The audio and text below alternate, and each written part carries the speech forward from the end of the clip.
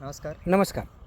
मी सतीश नारायण होलगे, प्रधानमंत्री कृषी सिंचन योजना 2.0 पाणलोट समिती सचिव रोहिलागड. पाणलोट समिती सचिव, आपल्या गावामध्ये पाणलोट क्षेत्राच्या माध्यमातून किती लोकांना याचा फायदा मिळाला? पाणलोट समितीच्या माध्यमातून सर आम्ही जवळजवळ 13 शेततळे दिले. बरं. 24/24 आणि 34/34 आणि 24/24च्या शेततळ्याला 1,75,000 अनुदान आणि 34/34च्या शेततळ्याला 3,39,000 अनुदान.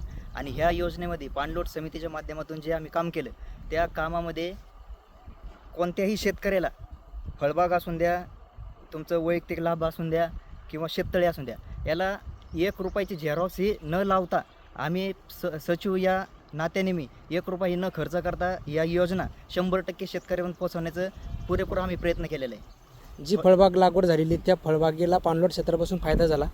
जवळजवळ 100% सर ह्या फळबागापासून शेतकऱ्याचं उत्पन्न वाढलं आणि फळबाग जवळजवळ मोसंबी झाली, आंबा झाला आणि डाळिंब झाले. हे 3 फळबाग आमच्या गावामध्ये शक्यतो जवळजवळ 27 ते 28 हेक्टर आम्ही फळबाग लागवड केलेली आहे. पाण्याची पातळीमध्ये काही बदल पडला पाण्याच्या का? पातळीमध्ये भरपूर फायदा झालेला आहे, कारण की आम्ही 2 कट्टे घेतलेले आहेत.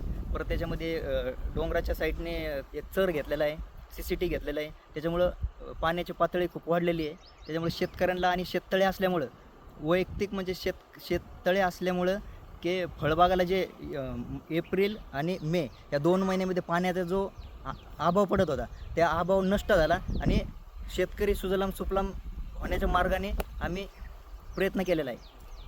आणि या माध्यमातून फार्मर प्रोड्युसर कंपनीला आपण लाभ त्या ठिकाणी दिला गेला? फार्मर प्रोड्युसर कंपनीला आम्ही तो 3 गटाला लाभ दिलेला आहे. बरं. जवळजवळ कंबाईनमध्ये 3-3 लाख रुपये प्रोड्युसर कंपनीला आम्ही लाभ दिलेला आहे आपल्या गटाच्या माध्यमातून. बरं. महिला बचत गटाला आपण याच्या माध्यमातून लाभ दिला? आमच्या गावामध्ये महिला बचत गट, गाव खूप मोठं असल्यामुळं जवळजवळ 51 महिला बचत गट आहेत. त्याच्यापैकी त्यांचा स्वतःचं उत्पन्न काहीतरी व्यवसाय चालू व्हायसाठी त्याच्यामुळं 60,000 शासनाकडून अनुदान असे कमीत कमी 27 ते 28 गटाला 60,000 रुपये शासनाकडून अनुदान आम्ही आणून दिलेलं आहे. वैयक्तिक शेतकऱ्याला आपण पॉवर टिलर वगैरे रोटावेटर वाटप केलं, त्याचा शेतकऱ्यांना चांगल्या पद्धतीने फायदा झाला? 100% त्या शेतकऱ्यांना जवळपास आम्ही 39 शेतकऱ्यांची निवड केली.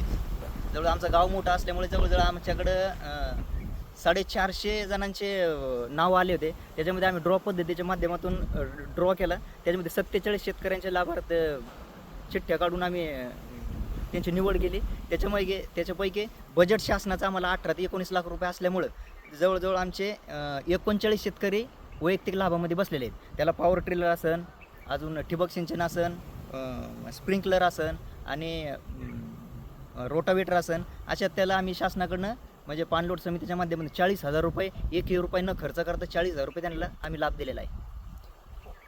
थँक्यू, धन्यवाद. शासन आमच्याकडनं एक सचिव या नात्याने तुम्हाला विनंती आहे की पाणलोट समिती हे इथून पुढं आमच्या गावासाठी किंवा जे गावं आहेत, आता महाराष्ट्रामध्ये 28,500 गावं आहेत, त्याच्यापैकी 140 गावाची पाणलोट समिती प्रधानमंत्री कृषी सिंचन योजनेच्या माध्यमातून पाणलोट समिती 140 गावाची निवड झाली होती. पण आमचं असं म्हणणं आहे की शासनाला हात जोडून विनंती आहे की पाणलोट समितीसारखं काम महाराष्ट्रामध्ये कधी झालं नाही आणि पाणलोट समितीचं एकदम निष्कलंक काम आहे. त्याच्यामुळे आमच्यातर्फे गावकऱ्याच्या माध्यमातून तुम्हाला विनंती राहील की आमचे ज्या समस्या आहे त्या सोडवण्याचं काम शासनाने करावं आणि पाणलोट समिती अविरत चालू ठेवावी एवढी तुम्हाला विनंती करतो. धन्यवाद.